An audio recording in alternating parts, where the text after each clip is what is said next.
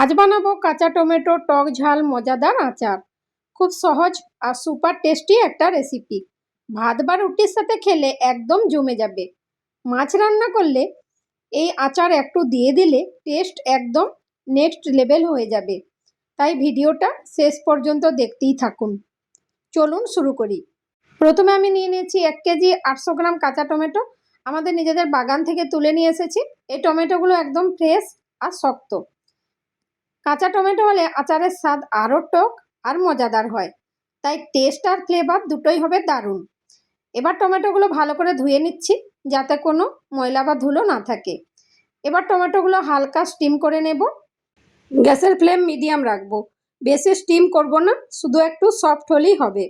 টমেটোগুলো স্টিম হতে থাক। আচারের জন্য আমরা একটা মশলা তৈরি করে নেব। গ্যাসে একটা ফ্রাই প্যান বসিয়ে দিলাম। প্যানটা হালকা গরম হতে দেব। এবার দিয়ে দিচ্ছি 2 চামচ মৌরি, 2 চামচ গোটা জিরে, 2 চামচ হলুদ সর্ষে, 1.5 চামচ কালো সর্ষে আর দিয়ে দিচ্ছি 1 চামচ মেথি দানা। সব মশলাগুলো হালকা করে ভেজে নিচ্ছি যাতে সুন্দর একটা গন্ধ বের হয়। মশলাগুলো ভাজা হলে রঙটা একটু চেঞ্জ হয়ে যাবে আর খুব সুন্দর একটা সুগন্ধ বের হবে। এই স্টেজে বেশি ভাজা যাবে না, না হলে পুড়ে যেতে পারে। সবশেষে দিয়ে দিচ্ছি শুকনো লঙ্কা। গ্যাসের ফ্লেম একদম লো রাখবো। ধীরে ধীরে নাড়তে থাকবো যাতে পুড়ে না যায়। শুকনো লঙ্কা একটু ক্রিস্পি হলেই হবে। এতে আচারের ঝাল আর ফ্লেভার দুটোই বেড়ে যাবে। এবার দেখবেন মশলার দারুণ একটা অ্যারোমা বের হচ্ছে। এটাই আচারের আসল ফ্লেভার এনে দেবে। এই সময় রান্নাঘর জুড়ে দারুণ একটা গন্ধ ছড়িয়ে পড়বে। দেখেই বুঝবেন মশলাটা একদম পারফেক্টভাবে ভাজা হয়েছে। এবার গ্যাস বন্ধ করে মশলাগুলো ঠান্ডা হতে দেব। ঠান্ডা হয়ে গেলে একটা গ্রাইন্ডার জার নিয়ে নেব। সব ভাজা মশলাগুলো জারে দিয়ে দেব। একদম জল ছাড়া শুকনোভাবেই গ্রাইন্ড করে নেব।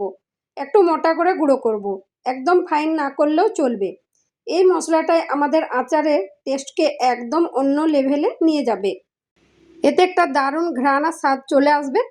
একদম হোমমেড ফ্রেশ মশলার আলাদা একটা ফ্লেভার পাবেন। একটু মোটা করে রেখেছি মশলাগুলো, এতে খেতে গেলে দারুণ একটা টেক্সচার পাওয়া যাবে। একদম ফ্রেশ মশলার গন্ধে আচারটা আরও লোভনীয় লাগবে। এখন এই মশলাটা একদম রেডি ব্যবহার করার জন্য। চলুন এবার পরের স্টেপে যাই।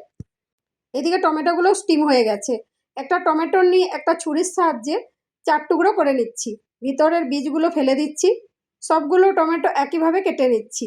আপনারা চাইলে বীজগুলো রাখতে পারেন, আমি বীজগুলো ফেলে দিয়েছি। এতে আচারটা বেশি দিন ভালো থাকবে আর টমেটোর টেক্সচারটাও একদম পারফেক্ট হবে। এতে আচারটা বেশি জলীয় হবে না আর টেস্টটাও হবে আরও ব্যালেন্সড। টমেটোর টুকরোগুলো দেখতে অনেক সুন্দর লাগবে। এখন এগুলো পরের স্টেপের জন্য একদম রেডি। এখন গ্যাসে একটা কড়াই বসিয়ে দিলাম। দিয়ে দেব সরষের তেল। তেলটা ভালো করে গরম করে নেব। দিয়ে দেব 9 থেকে 10টা শুকনো লঙ্কা। দিয়ে দেব 10 থেকে 12টা রসুনের কোয়া। এতে একটা দারুণ গন্ধ বের হবে। রসুন আর লঙ্কা একটু হালকা লালচে হয়ে গেলে পরের স্টেপে যাব। এবার দিয়ে দেব 1 চামচ জোয়ান, 1 চামচ কালো জিরে আর 1.5 চামচ হিং। ভালো করে মিক্স করে নেব। দিয়ে দেব ধনে গুঁড়ো।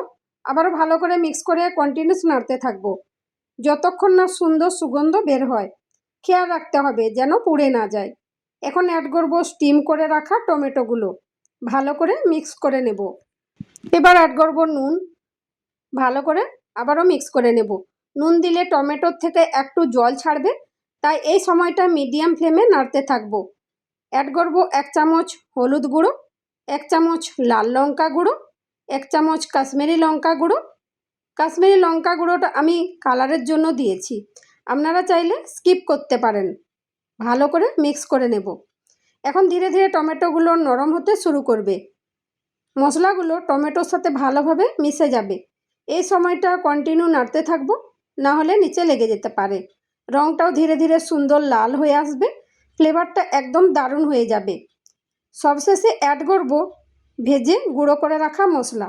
ভালো করে মিক্স করে নেব। এবার মশলাটা টমেটোর সাথে ভালোভাবে মিশে যাবে। ধীরে ধীরে নাড়তে থাকবো যাতে সব ফ্লেভার একসাথে মিশে যায়। এই স্টেজে ফ্লেম লো থেকে মিডিয়াম রাখাই ভালো। কিছুক্ষণ কুক করলে দারুণ একটা রং আর গন্ধ চলে আসবে। তৈরি হয়ে গেল কাঁচা টমেটোর টক ঝাল আচার। এই স্টেজে দারুণ একটা গন্ধ বের হবে। তেলটা একটু উপরে ভেসে উঠলে বুঝবেন আচার রেডি। এখন গ্যাসের ফ্লেম বন্ধ করে দেব। ঠান্ডা হলে একটা পরিষ্কার কাচের বোতলে ভরে রাখবো। কয়েকদিন রেখে দিলে টেস্ট আরও জমে যাবে। ভাত, রুটি বা খিচুড়ির সাথে খেতে একদম পারফেক্ট। এখন একটা কাঁচের জার নিয়ে জারটা ভালোভাবে শুকনো করে নিয়েছি, না হলে আচার খারাপ হয়ে যেতে পারে। এখন কাঁচা টমেটোর আচার জারে ভরে নেব।